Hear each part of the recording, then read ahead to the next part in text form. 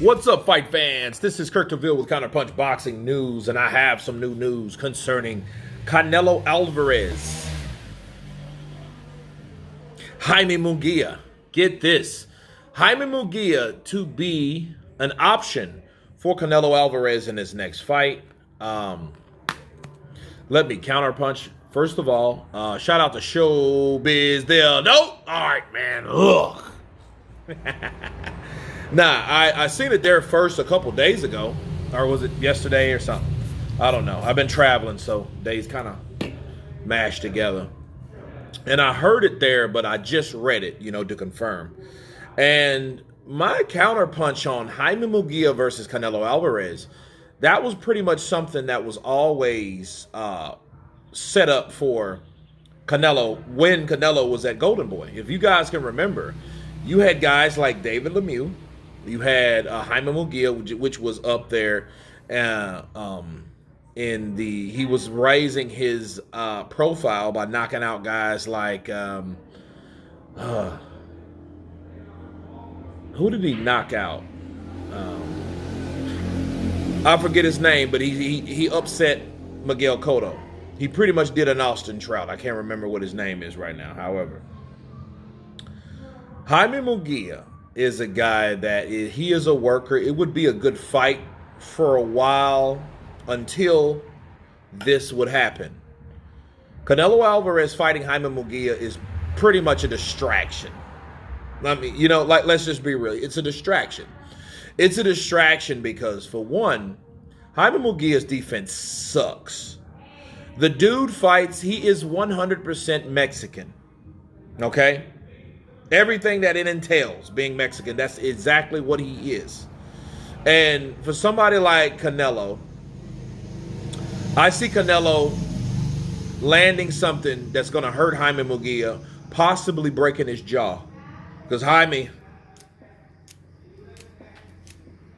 he fights with his mouth wide open like he's fucking trying to inhale mosquitoes or something. I don't know what's wrong with the kid. And he really pisses me off because, when you see things and you're a boxing aficionado like myself and former amateur boxer like I am, you see shit like that and you see what people teach you over the years and you know what not to do versus what to do. And when you see something and somebody got that far like Jaime Munguia has and he's still doing that amateurish bullshit, that green shit, just, fighting with your mouth open. That Victor Ortiz, and we know what happened to him by Josecito Lopez, it gets to you. You know what I mean? So if anything at all, it's like, I don't like the idea of that fight at all. I don't, because Canelo's going to beat Jaime Munguia, bro. Jaime Munguia showed that he can be hurt. And in fact, this is how I look at tough, durable fighters like Jaime Munguia. I look at Jaime Munguia like I look at Adam Kaunaki. Okay? Adam Kaunaki was the same type of fighter that moved forward. His offense was his defense. He didn't really have anything to stop you from hitting him. The only thing that stopped you from hitting him is him hitting you. That's Jaime Munguia. You know what I mean? Jaime Munguia, sure, he's tall, he's rangy, he has some good power, he's big. But then if you start to really look at Jaime Munguia, and we saw this from the Derevyanchenko fight, Derevyanchenko almost upset this kid. I mean, he hurt him, and it was the toughest fight of his career. And he knew it, and he admitted it. Like, yo, this shit was tough. I loved that fight. It was like one fight that, it is almost like, hey, this almost happened, but it didn't.